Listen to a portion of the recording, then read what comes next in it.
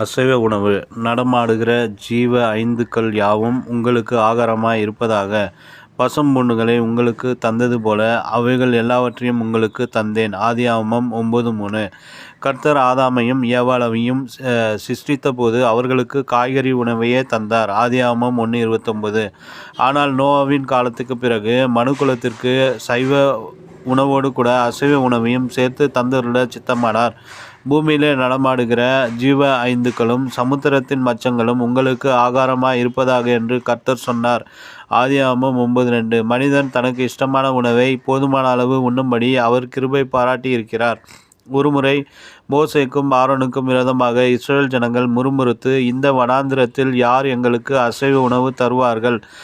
இறைச்சி சாப்பிட ஆசைப்படுகிறோம். தினமும் இந்த மன்னாவை சாப்பிட்டு சலிப்படைந்திருக்கிறோம் என்று சொன்னபோது கர்த்தர் அங்கே காற்றை வீச பண்ணினார்.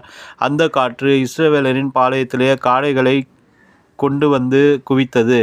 அவர்கள் சாப்பிட்டு திருப்தி அடைந்தார்கள். எலியாவை கர்த்தர் 3 விதங்களிலே போஷித்தார். முதலாவதாக கர்த்தர் காகங்கள் மூலமாக அசைவ உணவை கொடுத்தார். வேதம் சொல்லுகிறது, காகங்கள் அவனுக்கு விடிய காலத்தில் அப்பமும் இறைச்சியும் சாயங்காலத்தில் அப்பமும் இறைச்சியும் கொண்டு வந்தது. 1 ராஜாக்கள் 17:6. இரண்டாவது, கர்த்தர் சாரிபாத் விதவியின் மூலமாய் போஷித்தார். அவளுடைய பானையிலிருந்து மாவும் கலசத்திலுள்ள எண்ணெயும் பஞ்ச காலமெல்லாம் குறைந்து போகாமல் இருந்தது. 1 ராஜாக்கள் 17:13-14. மூன்றாவதாக கர்த்தர் தம்முடைய தூதனை அனுப்பி எலியாவை போஷித்தார். தேவதூதன் கொண்டு வந்தது என்ன?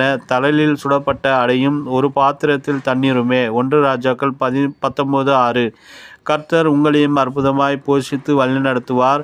இயேசு சொன்னார், எண்ணத்தை உண்போம், எண்ணத்தை குடிப்போம், எண்ணத்தை உடுப்போம் என்று கவலைப்படாதீர்கள். இவைகளையெல்லாம் அஞ்ஞானிகள் நாடி தேடுகிறார்கள். இவைகளெல்லாம் உங்களுக்கு வேண்டியவைகள் என்று உங்கள் பரமபிதா அறிந்திருக்கிறார். மத்தேயு 6:31-32.